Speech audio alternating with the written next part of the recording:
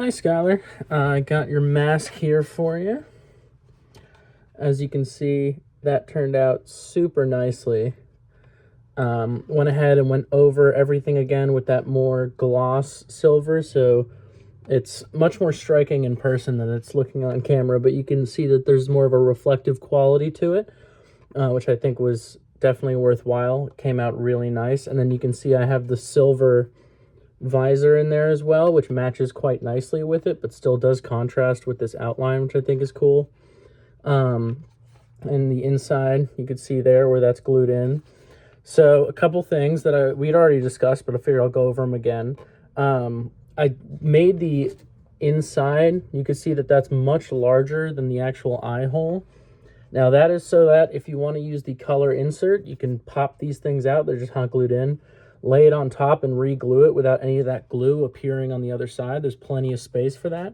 So I'll show you these. I was thinking I was gonna have to layer red and blue, but I actually had these two thin purple inserts. I don't think they have, oh no, they do have a protective cover. So you can peel that off if you're gonna use them, but they're very thin. So it shouldn't affect visibility too badly if you were to layer these on top. Obviously you would do it behind there, but you could see vaguely how that would look there. So I am going to include those in there. So if you do feel like, you know, if you put it on and hold this in front of your eye and you feel like the visibility is still good, you could always pop those out, place this on top, and then re-glue everything back in. On top of that, we have the head strap elastic here, so you don't have to purchase that. You can see I set it up to be a 3-strap.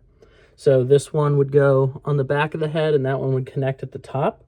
And I've left a lot of extra room so that I would say start by holding this where they meet around this, where your head starts sloping down, hold it there.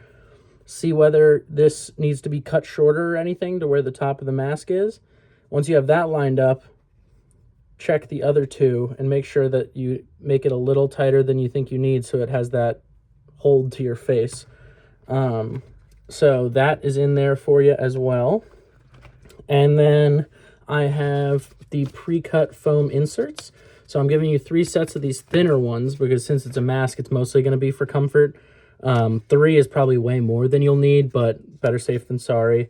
Just, you know, anywhere I would imagine around here on these edges and maybe towards the top might be nice to put in a couple pieces. The more I'm thinking about this, I really think I might just do 2 because 3 is just overkill at that point. But I would imagine you'll probably only really need these 4, but having an extra 4 won't hurt. So you can hot glue those in, super glue them in. Any sort of glue besides Elmer's glue really will work. And yeah, that's just for comfort too. So it really is up to you where you put them and how thick you make it and stuff like that. But I think that covers everything. So I'm going to get this packaged up and shipped out to you today so it can arrive on the 9th. All right, thanks.